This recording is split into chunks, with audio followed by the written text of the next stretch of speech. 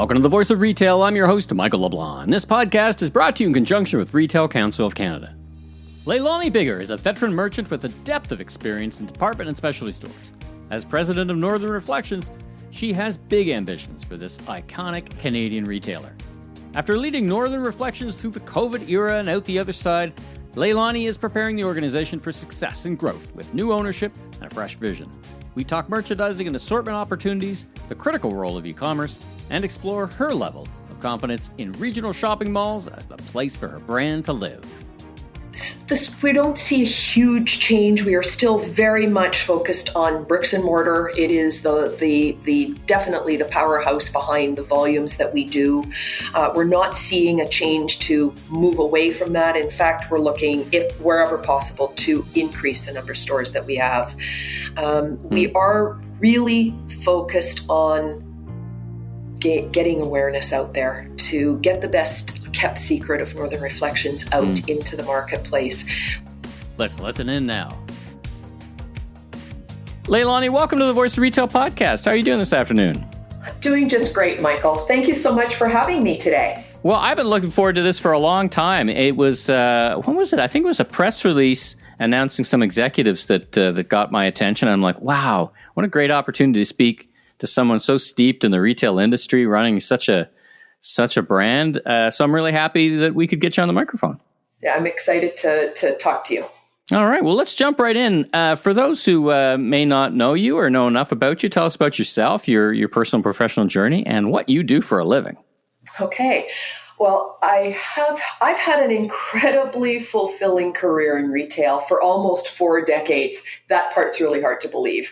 Right out of university, into a junior executive training program at Eaton's. And starting out in women's fashion in an iconic department store, it was a dream come true for me.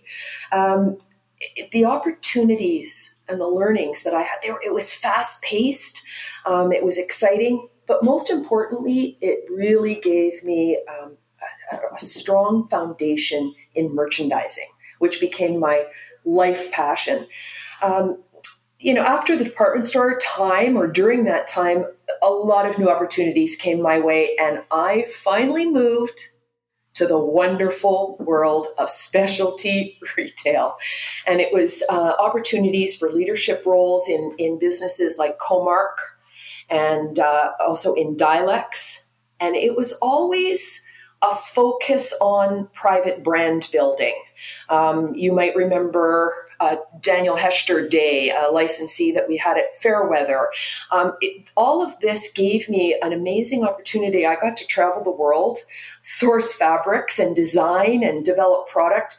And it was at that time a focus on serving that growing women's wear market with the need for fashions to wear to work. During that time, Michael, along the way, I had phenomenal mentors, phenomenal leaders who prepared me for the role I have today as president of Northern Reflections.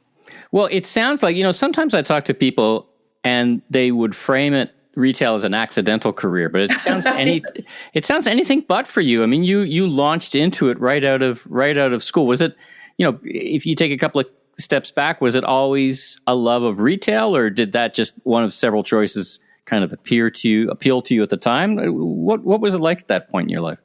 A classic story. I was a sales associate on the floor at Eaton's back in the day while I was at university. So I had my little part-time job, but I was planning to go into law.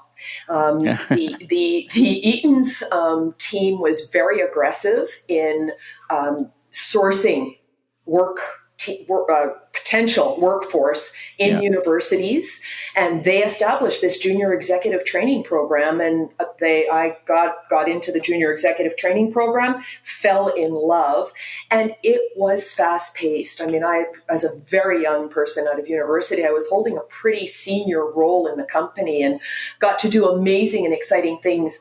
My parents were a little disappointed that I didn't go into law, but I think that they felt good in the end where I landed. Yeah. Well, I mean, you can say one thing about, you can say many things about retail, but one of the things is it is a meritocracy, right?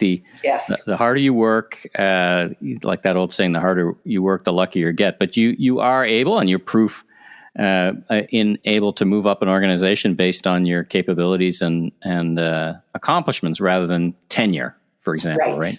Right. Exactly. Right on. Well, let's talk about Northern Reflections. So, I can't imagine many folks listening to the podcast wouldn't know of the brand, but we're going to talk a lot more about the current state and the future state. But just lay the groundwork for us. Tell us a bit of the scope and the scale of the business, where you trade, and what makes you remarkable. Okay, well, a couple of things. Just scope. The company today has 133 store locations. We're in traditional malls, power centers, community malls, and street fronts. And we were in all provinces across the country, with the exception of Quebec, and we're not in the territories. And that's our bricks and mortar size. We have a very exciting, growing e-commerce business. And we'll talk a little bit more about that as well. But I wanted to just share something with you about when I joined the company. My first role here was as Vice President of Merchandising. And boy, we had a lot of work to do at that time to revitalize what had been a very successful and very well-known brand of casual clothing. Everybody knew of Northern Reflections. Sure, to your point, sure. It was in all malls, in at the 50-yard line, center court, if you please, in malls, very well known, and it was the place to go for fleece and casual bottoms and denim. In that time, though, there was this influx of new retail entering Canada. We had so many new retailers, and the growth of stores and growth of malls, period. We had to really take a look at where we were in the marketplace and redefine our position. And I have to tell you, it took a lot of time to figure out where we needed to go. And there was trial and error for sure along the way. The junior market and career dressing was really crowded. And they were crowded with great brands. Yeah. And we really had to, what we recognized really was that our customer as well was entering the workforce. So what did we really need to do to continue to maintain our strong position? How much did we have to change? So there was months and months of surveys and analysis and focus groups, testing. And as I said before, a lot of trial and error. But what we really began to learn was that there was a specific underserved market. And that target was not being serviced by the junior retailers. It was not really being serviced well enough for that career dressing crowd. And what we learned then, and what is still important to her today, is simply easy to care, good quality, versatile clothing that fits her body shape. And that's kind of where we trade, what we do, and where we are today. Talk a little bit about your experience just at that moment where you came in charge of merchandising, the different perspectives, or the different, if any, different ways you'd approach it versus a department store, right? Which would look at a broader set of good, better, best, and they would look at a broader set of customers, but still would try to address pockets of opportunity. Now you're in a specialty retailer with a focus. So was that a different experience for you, or was there more skills for you to leverage from that broader experience in a department store? Well, it was different for me from the department store era, but I had spent a lot of years in specialty. And in specialty, it's all about focus groups, talking to your customer, assessing the marketplace, who's doing what well. And as I mentioned, most importantly was identifying what was underserved, because were we actually prepared or strong enough to change everything that the company had stood for at the time on casual and move into servicing career wear, and what really was needed in the marketplace. So it was similar to what I had been to before, but just a lot more intense. And we came to bigger conclusions and better conclusions for Northern today. Right on, right on. So I guess it in some ways set the groundwork for where you are today. So let's get to current events. Okay. You've been with Northern Reflections for some pretty tumultuous years. Interesting, when I page back a little bit, you had a huge, you had Target coming to Canada, which I'm sure shook up the category a little bit, and that came and went. But let's talk about the COVID era. Now, you had this business went through restructured in 2021, right in the heart of the COVID era. And let's talk about where you are today and what that looks like. What the business looks like structurally, and talk about what solid ground looks like, and then we'll get into kind of how you're feeling about the assortment and where you think it's going to go. Okay, terrific. As with most retail companies, obviously there was just massive change to all aspects of the business coming out of that first year of COVID. And we were a pretty nimble team, pretty flexible team. We just had to also think differently. And the very first thing that we had to do was find investors that recognize the value of this brand and were able to envision what the future growth opportunities were. And I have to say, we're very fortunate because we have just that with Jamco. They really are an extension of our team. They trust and allow Northern Reflections leadership to run the business, but their great value is how they motivate and inspire us by offering strategic guidance and ideation, which is very inspiring. They truly understood what was remarkable about Northern Reflections. And, we talk a lot about what's remarkable with Northern Reflections pre-COVID and now as we are coming out of COVID and moving forward. And it does go back to it's really three things. It goes back to the heritage of the brand, comfortable, easy to care clothing. With all that research I talked about, everything that we did to learn about what was important to the customer, it always remained the same. We also have a product design and development process and team here in Canada and Asia that are truly amazing. They understand what this demographic wants, what's important to her and what she needs.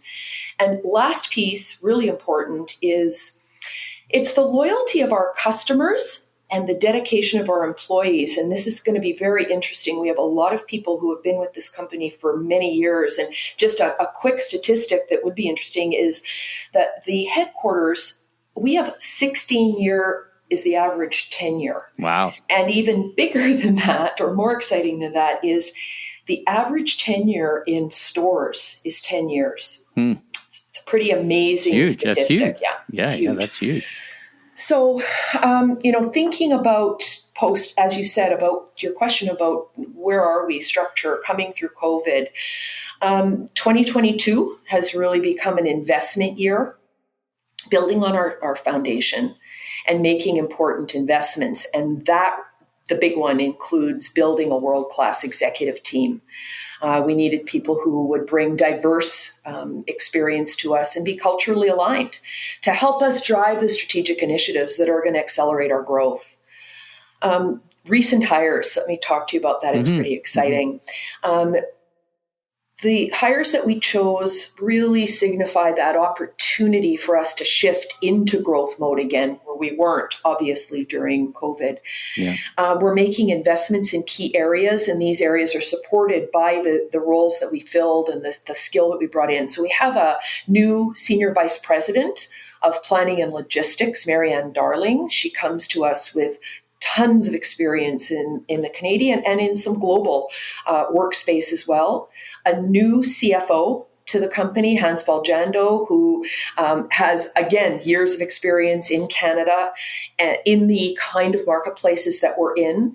And then really exciting is a brand new role for the company. We did not have this in the past. Senior Vice President, Customer Experience, Chief Marketing Officer. And that's Carolyn Coles-Devine, who brings a tremendous amount of operational experience in the digital field, which is critical for us. So this group in addition to the unbelievable executives that we have today, dedicated, loyal, smart people, is going to help us get through what we need to get through to growth, come up with the ideas, and build on the strengths that we have today. Just one more little tidbit that may be of interest to your listeners is over 80% of our leadership is female. Fantastic. Strong female team. Yep. Fantastic. Let me pull on a few threads from what you're describing. Sure. You've been in this industry, not unlike myself, for a long time, and I've seen, domestic manufacturing very strong, move completely offshore. Are you any way considering, given what's going on and what we know now to be an ongoing challenge with supply chain? Does it give you any second thought about where you source your product from? Is there any? I've talked to executives, and many would say yes and no. Maybe there's a continental strategy, but it's a little difficult because it's hard to get away from source materials, for example. But are you giving pause, or are you giving thought to these days, even just how you buy, like more safety stock, less just in time? There's so much uncertainty. Just to talk about that, it must come up around the table more than once an hour. I'm sure exactly, it does. We are constantly revisiting the approach, and we have quite a solid balance of how much is the core product, what amount of the assortment is core, that is ongoing, that's basic, with fabrications that continue, but we're constantly updating color, we're updating shape and style as the trends change. But core product is a big piece for us. What I will say to you, though, is we are definitely, as one of our key initiatives, is looking to increase our position in Canadian-made product. We've always had domestic manufacturing, but it has decreased over the years, for sure. But we are rebuilding. We're reaching out to manufacturers that we've worked with in the past. We've also met with new people. We are looking to grow Canadian made. It is important. Our customers recognize it. Our customers ask for it. Is this made in Canada? I was going to say, I spent a bunch of years at Hudson's Bay. So, we would debate often the relevance, differentiation and relevance on a matrix, the relevance of Canadian made in Canada, being Canadian, and we would watch global companies come and be quickly adopted by consumers. So we would always debate that. But you think that's been maybe somehow accentuated by the times, or how are you thinking about that? No, I do believe it has been accentuated by the times. And then there is the other point of view, which is with all the length of time getting things across the ocean, the pragmatic delays with exactly is. We are identifying what products can be best made in Canada. I can't really tell you how much of a shift there is going to be into Canadian made, but it is top of mind for us. We will still be, for the most part, sourcing out of Asia. Sure. And let's see how that evolves over the next number of years. Yeah, right on. All right, so we don't want to dwell on this whole COVID. We're kind of in the post-COVID era of retail. We're certainly past, let's all hope, lockdowns and other constraints and the intensity, but it's still around a little bit. Our Prime Minister would probably tell us that today. Now, have you had the time, you and the team at the time, such an experienced team, to sit and reflect on the impacts to the retail structurally? Like, I perceive, there's a lot of changes we as consumers and consumers made during the COVID era that were just accommodations. But as you sit back and think about, okay, what just happened? And have you noticed, you do a lot of research, have you noticed any different perspectives? We've talked about Canadian made. Anything else come to mind and how you're thinking about the consumer today and the structure of retail today? We don't see a huge change. We are still very much focused on bricks and mortar. It is the definitely the powerhouse behind the volumes that we do. We're not seeing a change to move away from that. In fact, we're looking, if wherever possible, to increase the number of stores that we have. We are really focused on getting awareness out there to get the best kept secret of Northern Reflections out into the marketplace.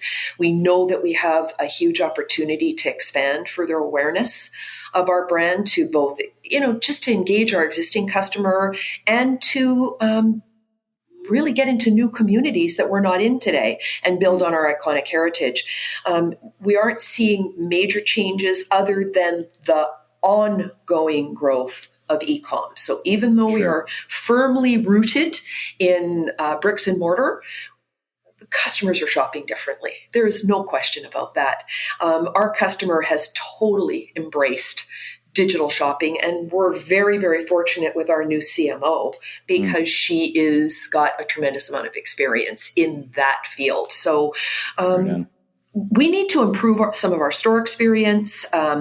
We really what does that look like for you when you say improved store experience? Is that a service level? Is it like it's seamless opportunity. It's speed. We friction. Did a lot of this during COVID, where we became experts at curbside shopping, buy online, pick up in store. Really, all of those things came out of COVID.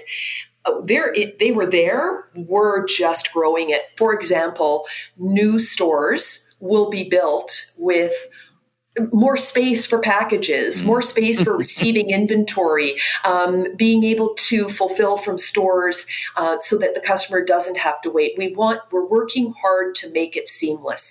And the opportunity of all that was what we experienced through the tough times in COVID. Right. It gave us new ways of looking. So those are the things that we really see as change for the better or improved store experience. And that's a hard thing, right? Retrofitting, particularly in community mall-based stores, you don't have a lot of room in the back. They're not designed. Many of us spent a lot of our careers trying to eliminate the back of the house as much as possible. Now we find this whole, integration accounts for more space than less. Let's follow that thread a little bit about consumer behavior. So, browsing versus shopping. But from your perspective and your CMO's perspective, when she gets to the store, I think about social media. I think about influencers. You're on Insta and Facebook, for example. How big a role is that starting to play in your marketing mix than it was before? Do you perceive an increase in commitment to social media and influencers and Instagrammable images and all that stuff? Like, what kind of resources are you thinking about putting towards that? Short answer is a resounding yes. It's going to be much bigger. Adding that role of CMO is definitely an important part of the strategy to really maximize broader array of tactics. We have been very email driven and social for sure, but not to the extent that we are going to be. It's a huge opportunity for us. We're going to be, in addition to more resources, adding more resources to our marketing team to be able to do as many as possible posts and communication on Instagram, Facebook, and so forth. We're going to do a creative redesign of the brand. We're going to redesign the Northern Reflections website with more omni-channel features. Just a couple of examples. A new merchandising system it'll allow us to showcase personalized products to our customer. Enhanced photography would be another one. And we haven't done it yet, but we're moving forward we're experimenting right now with video. A little bit of that is going to maybe narrow the gap between an experience in store versus an experience online. Bring it to life in a way. So that requires people and systems, and we're investing in all of that. Yeah. We're also it's also cultural. Do you find as well, right? I mean, there's a cultural element to things like social media and hybrid retail that really, I mean, you've got store associates with basically working a store for as you said, for like a decade. Now, how do you inculcate that modern culture? I guess COVID in some ways, said, hey, we got to change. So I guess if there's anything to come out of COVID, it's the impetus for change. Is that how you talk about it from a cultural perspective with the people? Yeah, our store teams fully embrace being able to even post themselves and have store groupings, do posts on Facebook, and they absolutely embrace using mobile, customer shopping, coming in and shopping with them, pre-browsing goes on. And you touched on, what have we seen in terms of behavior? It's interesting. It's during COVID, and when customers were actually able to come back into stores, it was interesting to watch those quick visits. It was very clear that they were browsing online before they came in, and they really knew exactly what they wanted to buy when they entered into the store. And their interaction with the store associate, they knew they knew what they were looking for. They were able to call it by the name, the description, the collection. It was really interesting. They were coming in. They were very, very focused. And good news is the average sale was much higher than what we were experiencing pre-COVID per customer, because she knew what she wanted before she even came in. Then she got into the fitting room, and the associate starts to show her more product, and it's just a great experience for everyone.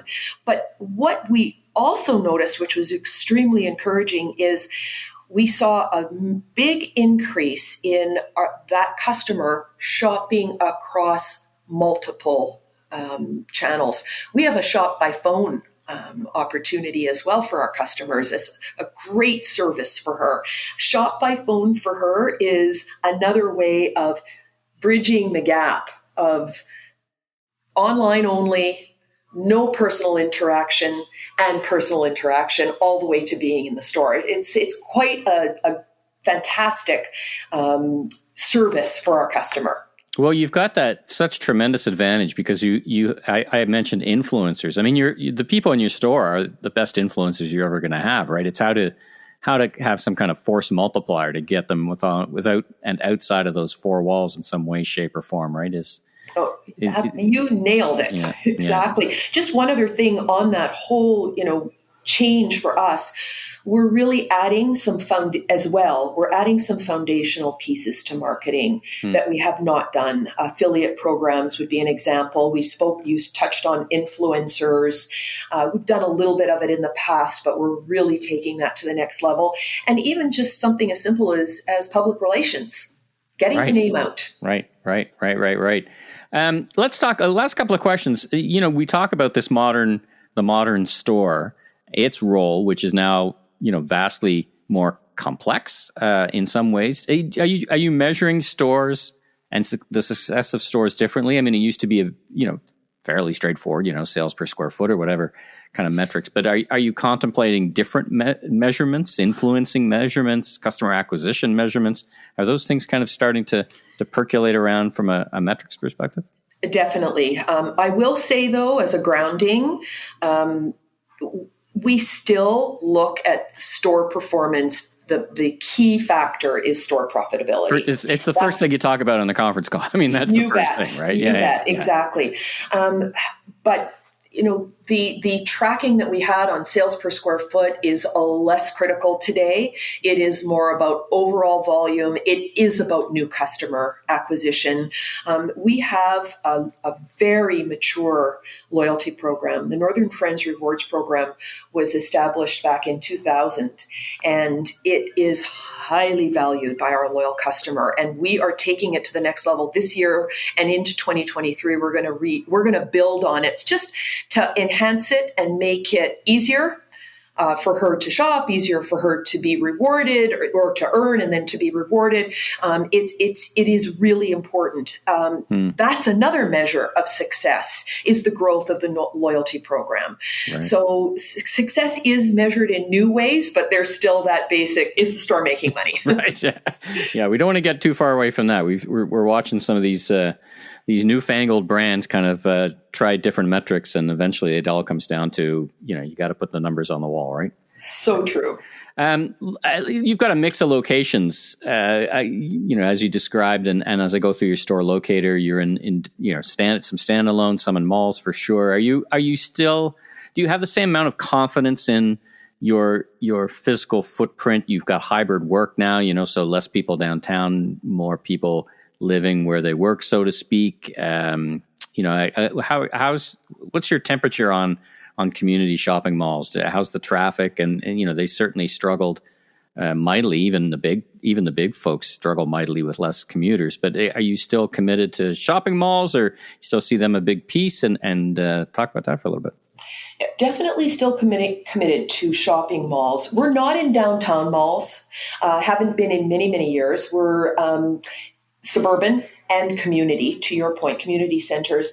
Our customers really spend time in community centers, and she probably spends about the same amount of time as she would in one of the expansive regional centers, but she really enjoys that convenience of a short drive to the destination, the opportunity to shop and socially visit with our store teams. I have to tell you, we're very proud of that. Many of our store managers know our customers on first name basis, and they know each other. But she uses the time in the community malls. She might be getting her driver's license renewed, or she could be doing some grocery shopping.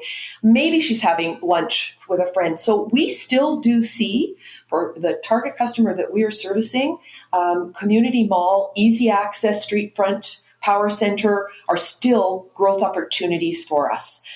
Of course, as we expand our shop online and pick up in store and all of those things, we are going to be building that into the stores, as we spoke about a minute ago. Yeah. And that model does appear to work best for us in the future. We're also hearing a lot about, we've not stepped into it yet, but more community malls that are having large developments going up around them with condos and live workspace and all of those kinds of things. That also is very appealing and very interesting for us. She won't have to travel. She won't have to be spending that money on gas that we're all talking about too much these days. Yeah. But a community center is still important to us, as are suburban malls. Well, I feel like we've just basically scratched the surface. But last question for you: what's next for you and the team? I mean, it's a kind of a funny question because you're everything's next. You're really in a build mode. But for the rest, how are you feeling for the rest of the year? Or what are your big priorities between now and the next period of time, reasonable period of time, as we can see in the future? Is it the growth of e-commerce? Is it kind of the cementing? I mean, there's a lot. You've got a lot of moving parts. What rises to the surface for you? Yeah, I have a couple of things I can share with you. First and foremost, very positive. We're really doing well right now. We're very pleased with our customers' love of the product that we have in our stores today and her enjoyment of being back in stores, but we're still really, really growing on e-com. So good news on all of those fronts. We touched on a little bit, the expanding the Canadian Made program is definitely something that we are building and we're going to get into in a more significant way. We're also looking at an increase of what we would call curated product extensions. Examples would be both gender and youth expansions for seasonal periods on limited edition items. Styles for men's and kids. And the kids piece is kind of a natural progression for us because we were in children's wear. I don't know if you remember the Northern Getaway brand back it was in the 90s. Our customers have grown up with us. Many of them shopped there for themselves, and now it's for their children or maybe even their grandchildren. So we're starting limited edition and some expansions, and we'll see where it goes. Excited about it, though. It's exciting, and our customers are really responding and coming in and saying, wow, this is great. I can get this matching PJs for my daughter, for myself, and for my grandson or my granddaughter. It's terrific. A lot of passion around that. Talked a lot about talked a bit about the Northern Traditions brand. It's petite and regular fits, and Northern Traditions is going to allow our customer to evolve with us through really the design and the fit of the products to fit a little bit more of a mature woman's body shape change, and really respecting that as an important need. We are looking also, this is a little bit of a smaller piece. We're looking, at featuring more products from our heritage, looking at those inspirational favorite styles and most loved designs from our heritage. So that's a growth opportunity for us. And last but not least, it's an interesting one to share is talked a little bit. We have an amazing, talented in-house design team. They create unique collections, unique designs, exclusive prints and patterns. And what's next for them is to be able to be comfortable to travel the world again, explore, get inspired. As their job is to determine the colors and the styles and the collections of seasons to come. And whilst you can do a lot of that online, there's nothing that replaces being on the streets and being, out there in hard to discover new, right? The world. Hard to discover new vendors on Zoom, right? It's okay to manage. You bet. But it's tough. Very exciting. Well, listen, your enthusiasm is certainly contagious. It's quite an adventure, and sounds like some fantastic momentum coming out of the COVID era. So, listen, I wish you continued success, and thanks so much for taking time out of what I'm sure is a busy day to chat with me on the Voice of Retail. It was a real treat to hear the story, and we'll be watching. So, thanks again for joining me on the podcast. Thank you so much, Michael. Speak to you in the future soon. Thanks for tuning into this special episode of The Voice of Retail. If you haven't already, be sure and click and subscribe on your favorite podcast platform so new episodes will land automatically twice a week. And check out my other retail industry media properties, the Remarkable Retail Podcast, Conversations with Commerce Next Podcast, and the Food Professor Podcast with Dr. Sylvain Charlebois. Last but not least, if you're into barbecue, check out my all-new YouTube barbecue show, Last Request Barbecue, with new episodes each and every week. I'm your host, Michael LeBlanc, president of T Eaton Company and Maven Media. And if you're looking for more content or want to chat, follow me on LinkedIn or visit my website at meleblanc.co. Have a safe week, everyone.